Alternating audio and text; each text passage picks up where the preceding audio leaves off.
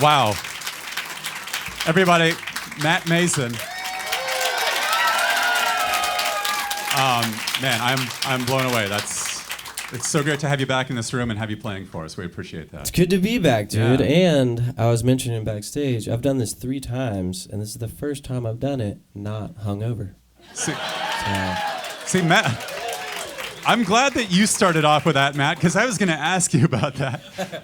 No, you're looking great. Nicely done. Thanks, things are going well for you, clearly. You've got this new album out called A Quiet and Harmless Living. Yep. You guys heard this album. It's fantastic. It's been out for a few weeks now, and of course you've got that show going on tonight at the Crystal Ballroom with your full band behind you as well. Yep. Anyone who does not yet have tickets to the Crystal Ballroom show tonight, by the way, there are still just a few left, like a handful of tickets, so get those before they're gone, and come and see Matt tonight. Speaking of the full band, I wanted to ask you about this. Obviously, for the album itself that you put out, you did the lion's share of the songwriting and all of that, just you yourself.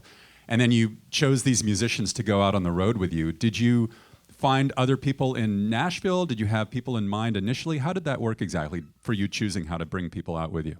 Well, the only band member that's with me from like when we started and we did, the first full band tours and stuff is my buddy Tyler, who plays drums. And he actually also puts together the show. He's the MD, which is music director. So he puts together the show. He finds the musicians. So one of the guys who's playing guitar is just a buddy from a band called All Get Out, who opened up my tour in 2022. So he's playing guitar, and then the other guy that's playing with us is Matt, who Tyler just found him through kind of like different connections of different people that play sessions and things like that. Nice. Getting to the album, there's kind of a lot going on with this record that you put out, and just from a musician's standpoint, on a couple of the songs, actually, there were other people involved, like Andy, for example, from Manchester Orchestra, is on Cursive, I believe, right? And that was a song which I believe you had been writing for a while, and you were kind of figuring out how to finish this song, and he helped you out with that. How did that sort of collaboration come about? I mean, honestly, we had been friends for long enough that I just was like, hey, do you want to hop on this song? And he was Nice. like, yeah, sure. But it really started because I had a side project called User that I did, and me and Andy were just kind of like acquaintances at that point, and I was like so nervous to hit him up to be on a song, but I was just like, all right, I'm going to do it. Sent it to him, he loved it, and he hopped on it, and he did awesome. And then when this one rolled around, it just felt like it was like, hey, man, can you do that again? Nice. Yeah. The one of the, I guess it's the last song actually that's on the album, All My Wars. For me, like in listening to that, that's a super poignant song, mostly acoustic. And I understand your wife actually helped you write that song. She did, and this is a embarrassing story, sort of. But basically, when I was on the Zach Bryan tour and I was opening up those shows, all the arenas are like locker rooms, like the green rooms are like just locker rooms because it's for sports. So all the bathrooms have like no doors, and so my wife had to pee, and she was like, "Can you watch the door so that I can go pee?" And then I just started writing a song about how she didn't want anybody to see her pee. Inspiration strikes in interesting spots, right? Yeah, it was that melody. And then when I got home from like the first half of that tour, I started to write an actual song out of it, and I was like, I feel like it's only fair if you help me write this song. So. There are a couple different credits she can get on that song, but I'm assuming you're going to go with songwriting and not using the bathroom, right? Yeah. That's good. That's cool though. That have you does she give you opinions as you're in the songwriting process and maybe give you ideas or tips or inspiration for other things, or are you kind of closed off in that methodology? I'm pretty closed off because she'll be like, it's so hard because she'll just be like, one thing she does that kills me is like, I'll be writing a song and she'll be like, oh, that sounds just like this song. And I'm like, shut up, dude. You just ruined it. You're like, I'm going to remove the door from our bathroom just because you said that. I love that though, because when you have a significant other and you're in a creative process, it's always interesting to get that sort of that feedback, or even from your own son, for example. It's like I assume if he's heard your music, you get sort of like an idea behind like how he feels about it as well. Yeah, well, he makes me hate my music because he finds a song that he likes, and then we'll have to play that song like 300 times. Like my song "Get Happy," dude.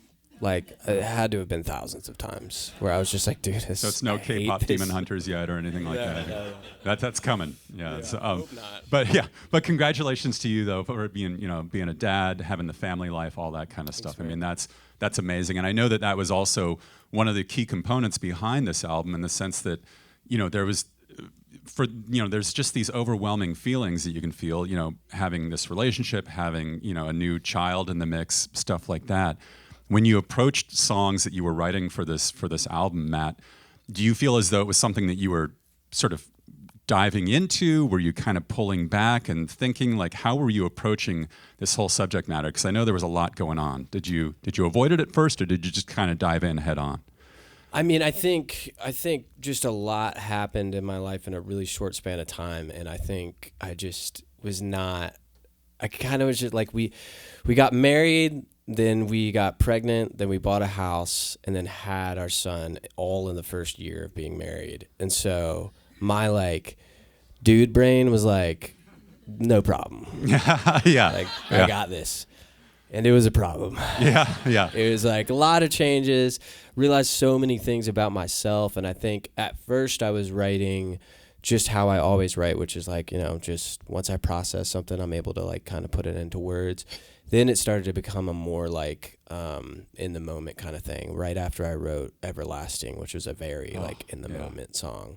I started to think like every season of my life, I've had some kind of music or album that I could look to that validated whatever feelings I was going through at that time. Sure. And at this point in my life, I just couldn't find that. And I think that's just because, like, if you've heard Everlasting, like, there's just thoughts and feelings that I think admitting can sound selfish or ugly, but, like, everybody has them. And so that was my thought process going into that, is just being like, well, I'm just going to be as brutally honest as I can about this stuff, no matter if it makes me look like a piece of shit or not. Full disclosure, Everlasting has got to be one of the most gut-wrenching songs on that album. Dude, it's hard to play live. I mean, real. yeah. I mean, but I only mean that in a good way, though. I mean, it's like you listen to that, and it's incredible. So thank you for Everlasting, man. Absolutely.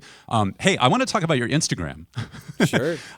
First of all, if you don't follow Matt Maeson on Instagram, you should, because it's nonstop entertainment. There was a couple of weeks ago, you're just walking around, you're outdoors, and you're like, oh, hey, and you suddenly leap into this bush. Oh, the vinyl. And for the vinyl, it's like the vinyl version of the album. And then you come, please tell me you had rehearsed that ahead of time. I mean, I just thought it would be funny. Was there was no like Matt Maeson stunt double doing that? No, and I tried to find any pocket in that little greenway with no like poison oak or poison ivy, and I still dove into poison ivy. You did? Yeah. All right.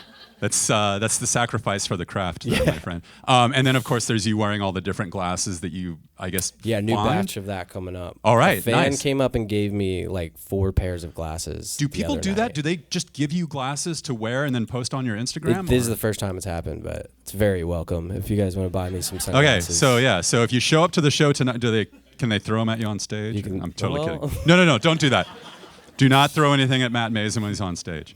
That's great, though. I love seeing the pictures of all the glasses and stuff like that. But also, I had mentioned you're looking in fine form. Thanks, dude. Yeah, you're clearly staying healthy and stuff like that. I remember when I first became a dad some years ago. My son was about 2 years old, and I had some habits that I wanted to change. And I'm staring at him. I'm like, yep, that starts now. You know what I mean? That's like you kind of have no choice. It's either feel like shit all the time or work out and eat healthy. It can't be the Slim Jim and whiskey diet all the time. Yes. Right? Yeah. Yes. All right.